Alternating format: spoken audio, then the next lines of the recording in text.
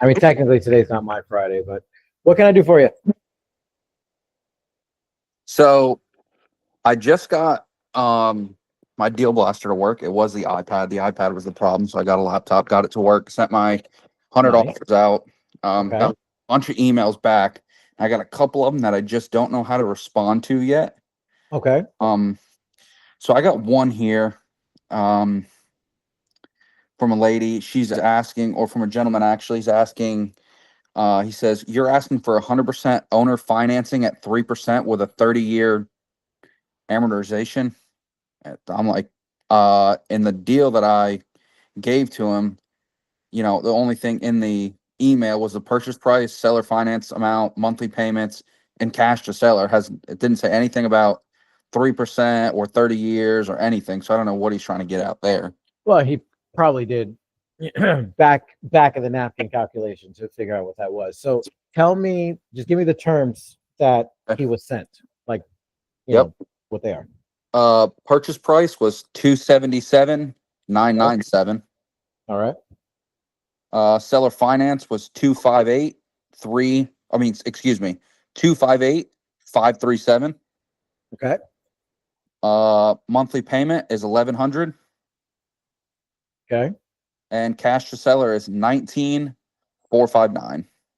That all sounds good, with the exception of the $1,100 a month payment. That's probably too high. Okay. And what will it rent for? See, that's the thing about Deal Blaster. It doesn't. Let me go on Deal Sniper. It's gonna add. We're gonna add it. We're gonna add it. And just That's why we're in beta. We want to make sure that we're figuring out what we need. So typically, just so you can again back of the napkin math, when it comes to what it'll rent for versus what the monthly payment is to the seller, you want to keep that at most 50-50. So if it'll rent for $2,000, the most you want to give to the seller is $1,000. That should most of the time give you a good cash on cash return. 50-50. Okay.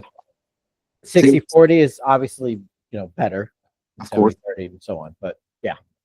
So now that I pulled this up in Deal Sniper, it's telling me estimated rent is $1,675, but it's also Whoa, say that again. $1,675 estimated. Oh yeah, that's not gonna work. Yeah, but it's also telling me on Deal Sniper that the monthly payment is $720 on here.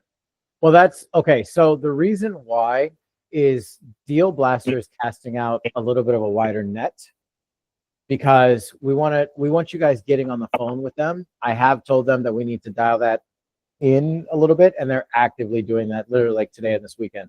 So based off of what I told you a second ago, if it'll rent for $1,650 to $1,700, then you need to negotiate that monthly payment down to like $800. That would be your max. Okay, but still go with the purchase price that I got through Deal Blaster. Yeah, it's so from what I'm understanding, because I've actually had the same conversation with a few people in the last 48 hours.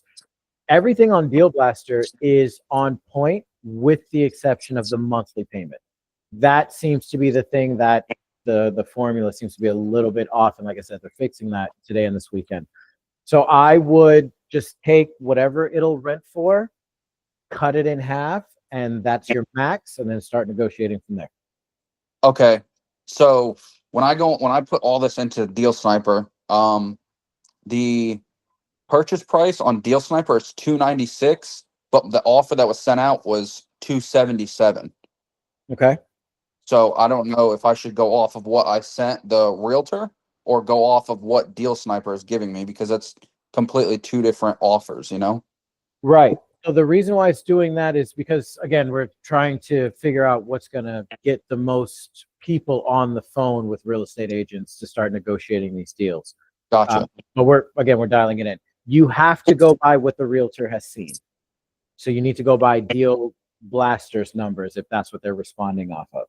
So I should just go off of that purchase price, the $277, and put that into Deal Sniper and get my offers through the deal machine calculator that way. Yeah, I mean, you don't even have to use Deal Sniper at that point. Just put it directly into the deal machine calculator at a $277,000. Well, whatever Deal Blaster gave you, put it in, and then I would also put here. Let's do it. Actually, All right, cool. I'm sitting here talking about it. Like, let me just show you. So give me the numbers that Deal Blaster gave you. Okay, so purchase price was 277,997. Okay, I'm gonna round it off so you can just give me the first three numbers. 277. Okay. Seller finance amount. 258. Okay. Down payment. 1,100. Oh, excuse me. Cash to cash to seller was 19,500. Okay, all right, that one I'll put in right. Okay. And then will it rent for? You said 16 something? 16. 77? All right, so that's probably close enough to just do 1,700. And then what are the taxes and the insurance? Deal Sniper is saying taxes is 1,700 Okay. and insurance is 1,100. Okay. And then you said that they gave a payment of 1,100 to start, right? Correct. Okay. So yep, that's not enough cash flow. No. And let's do. There we go. That's enough cash flow. All right. So we can actually go a little bit higher than that. Let's see what our max is. Let's go 9. 900 is what they need, huh? 900 would be the most that you can give them. And again, it's not super pretty, but it should move. You have a 12.28% entry fee, and that's including closing costs. If I take the closing costs out, which is always just an estimate, you're actually at 10% entry fee, which is phenomenal. Yeah. And then you're at I mean, again, if we take the closing costs out, but they are going to have to pay closing costs. That's why I always leave it in. They'll be getting $3,700 a year, which is what, $310, $320 a month. Yeah. Yeah. In cash flow at a 10.6% cash on cash return. That's good. This deal will work at 900. At 1,100, that's not enough. Okay. Now, that guy with the same deal sent me the email and says you're asking for 100% owner finance at 3% with a 30-year. So. So here's how so here's what he's saying. He's saying, well, I don't know where he's getting the 100%, unless he's talking about 100% of the financed amount. Then yes, we are. That's exactly what we're asking for. But tell him that purchase price 277. You could probably get away with like a 5 to 7 year balloon on that one. So you can respond to him and say, look, I represent local investors who are going to buy this property in order to cash flow it. That's why I structured the deal the way that it is. That's why I offered more than the asking price on a property that's been just sitting on market. So if we can get something set up to these terms or close to it, then yes, that's what I'm asking for. As far as the term is concerned, I can get your seller completely paid off and good in 5 to 7 years. With that balloon. With the balloon. Okay. Yeah, because I'm looking at this house now and it's turnkey. It's brand new, damn near. How long has it been on market for? 99 days. Yeah, I would 100% get on the phone and have that conversation with the real estate agent. Okay. All right, cool. And just explain to them, go to the cheat sheet channel if you haven't already, and look up the why 0% answer, and then mix that with a combination of the POF answer. Understand those two answers that I put together, and then come up with your own version of explaining to them that that the buyer needs to be able to cash flow. Otherwise, it's just going to sit on market. Here's what we did. Here's how we come up with the numbers. And I'm not looking for a 30-year. I can actually get your seller paid off in 5 to 7 years. We're just looking to get this to be a win-win for everyone. Because if it's not a win-win for my investors, they're not going to buy it because it won't cash flow. Gotcha.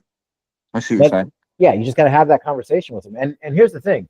If they're okay with working with a wholesaler and working under those terms, then that explanation is all that's needed in order to move forward. If they're not okay with working with a wholesaler, or they're not okay with creative financing as a whole, then they're not going to accept it and then just move on to another person. There's like 1.6 million properties listed right now. Yeah. I mean, I've got, I don't know, probably out of the 100 deal or offers I sent through Deal Blaster, I mean, I probably got 15, 20 emails, and I'm kind of just weeding them out and seeing what I could do with certain ones. Okay, fair enough. I have another one here.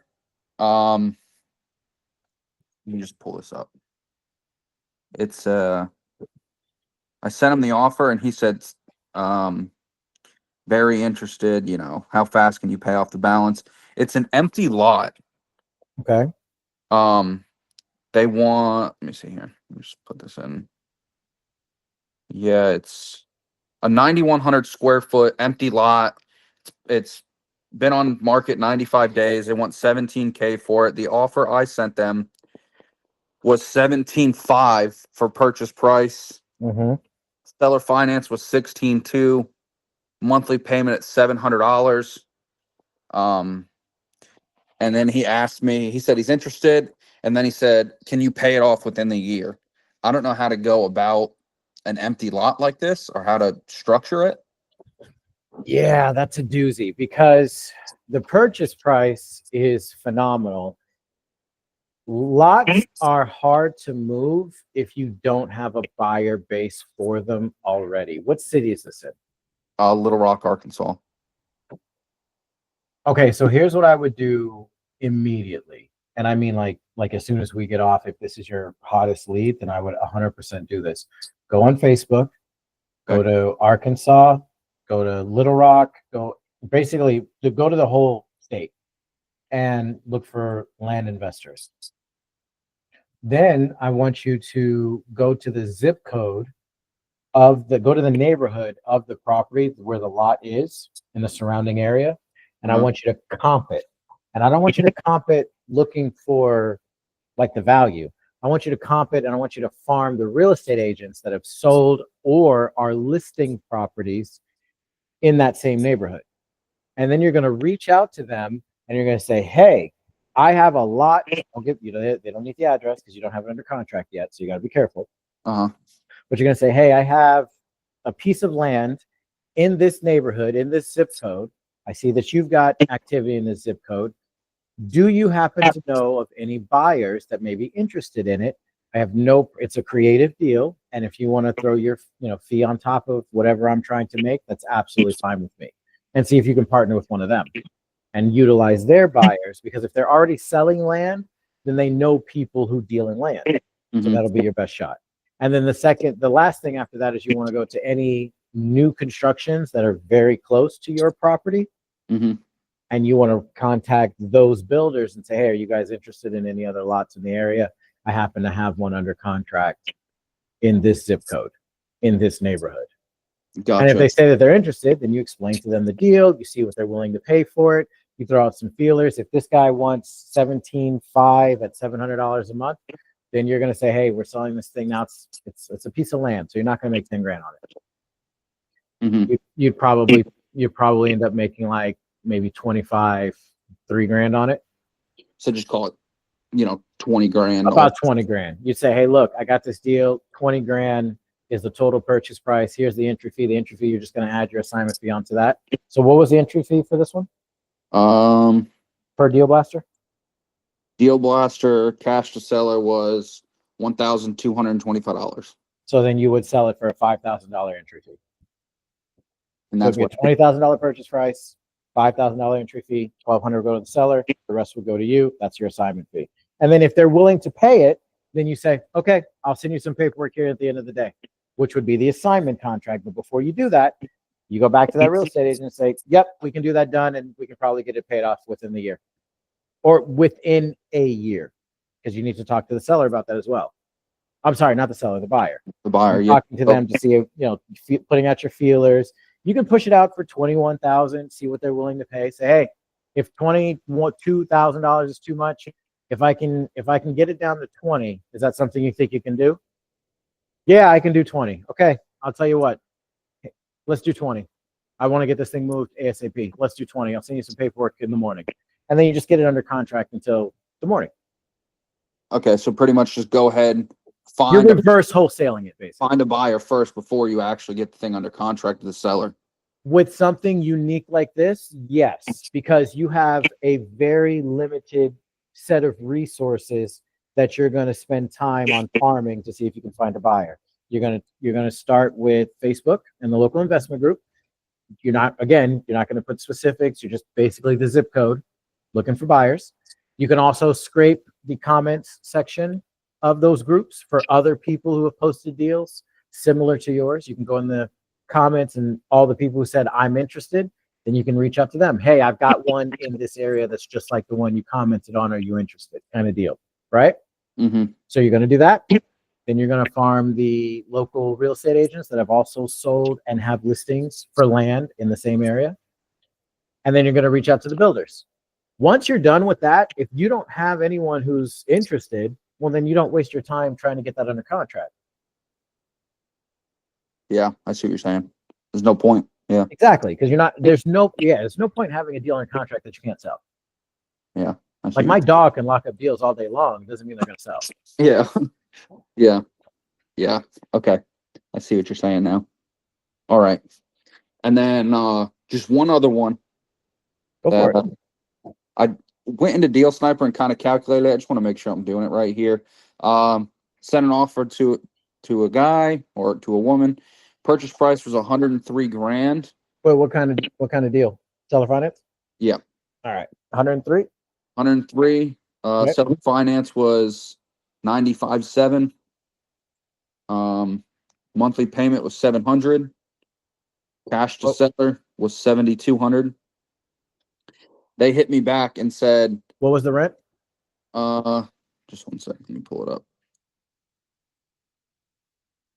I'll do this. Just pull this up real quick. Rent.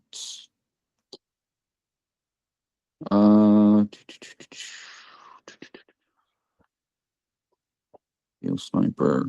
Boom. Paste. Let me see. Rent was $1,388. All right, so we'll just do 1,400.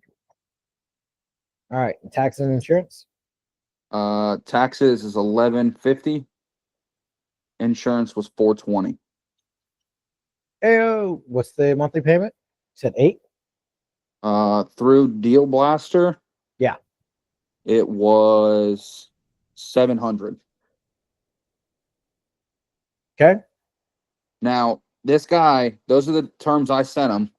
Wait a minute. Wait, hold on. Something's wrong. Oh, because I have a $10,000 assignment fee for you. You might have to do 7,500 on this one. Okay, go ahead. Sorry. She sent me back an email saying that she said below are the terms of sellers offering for owner finance. They want the purchase price to be 103, which is what I sent them. Okay. They want the down payment to be 10.3. Okay. And they want estimated monthly payment at 848. Oh, which isn't going to work, right? let's see. Maybe. Basically 850. It doesn't work it works for the cash on cash return. It does not work for the cash flow. Yeah. The most you can do now, this is okay because this is how you negotiate. You propose something, they propose a counter, you give a little, but then take a little back. So that's okay. So you gave them initially, what was it, 700? Yes, sir. Okay, so what if we did 750? 750 works, and 750 is also your max. 750, okay. So what you can say, here's where you give a little, and here's where you lose a little. So they basically want 10% down, which is fine. That's okay. I mean, it sucks for you a little bit, but I'm sure you're not going to snub your nose at $5,500. Nope. An assignment fee. Okay. Yeah. Say, here's what you do. You say, look, I need my investors need to be able to cash flow. 848 is not going to work. It's not enough cash flow for them. They need to be cash flowing a minimum of $300 a month in order for them to even consider a deal. So I'll give you the $10,300 as a down payment. No problem. But we need to be at $750 a month max. That's the highest I can go. Okay. And you need to hardline because, like, it's not like you're lying. Like, I don't advocate lying. That is the highest you can go. Yeah, there's nothing else to it. Yeah. Yep. For sure. But otherwise, if you get it like that, you're at You're at your minimum. It is your minimum. Like, is the property in good shape? Like, could someone put a tenant in there the day after they buy it? Just look right now.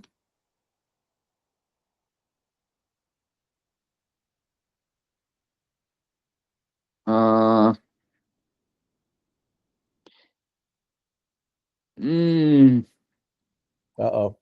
for the most part, I mean, it needs from Would when you, I but would you let your mom move in there tomorrow?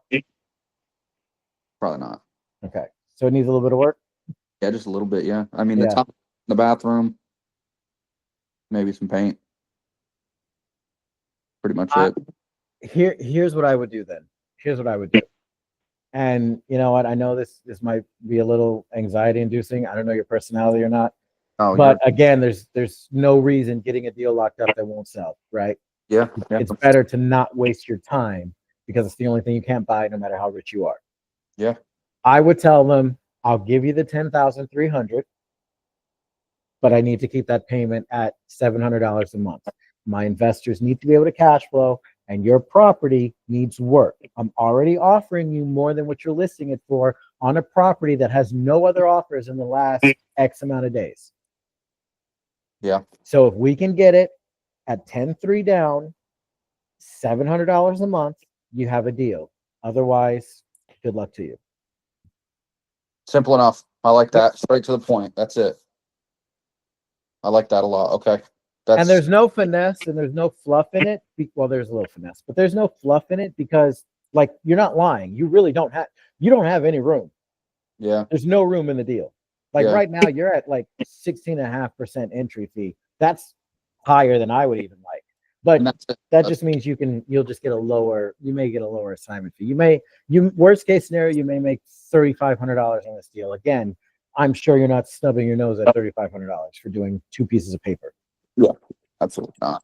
So that's why I'm saying you be very direct. You gain a lot of respect doing that because you're not like everyone else is just saying, oh yeah, we can do anything you want just to get the deal under contract and then fail. Yeah. You want to be that person where you do what you say you're going to do. Mm-hmm. At the end of this email, it says the deed will transfer when the contract is fulfilled. That's normal. So not really. No, the deed is supposed to transfer at closing. Okay.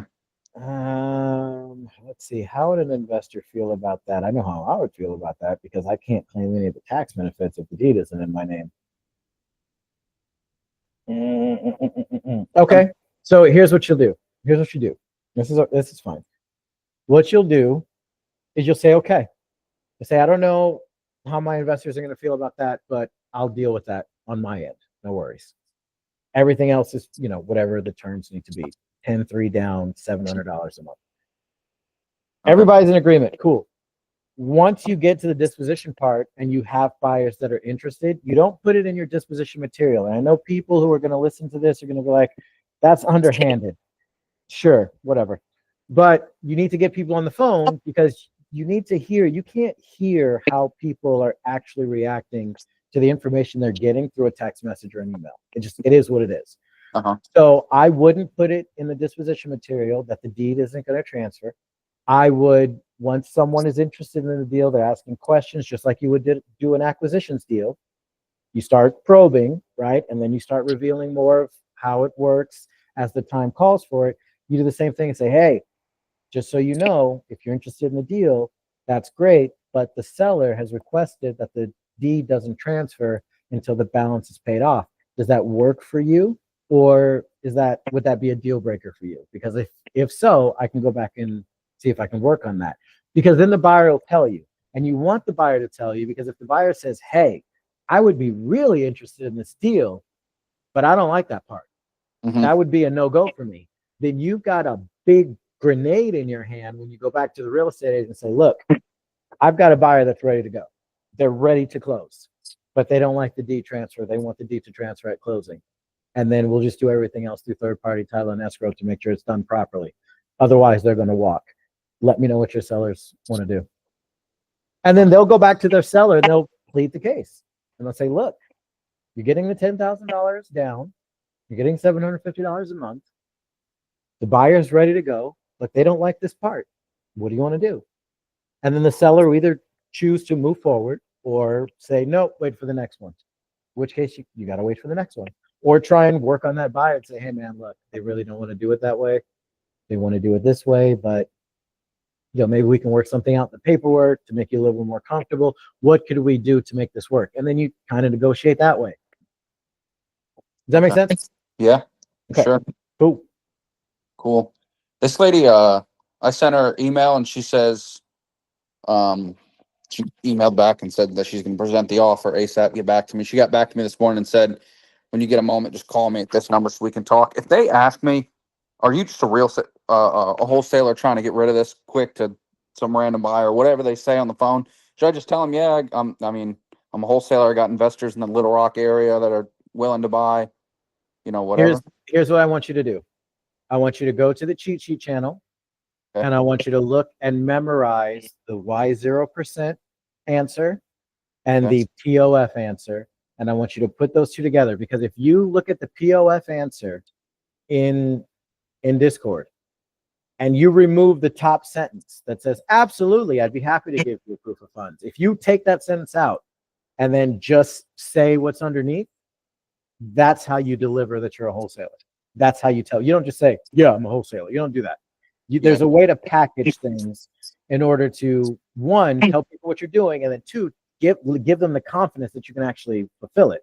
That's what those two do. So memorize those two, put an amalgamation of those two together in your own words, and then give that real estate agent a call.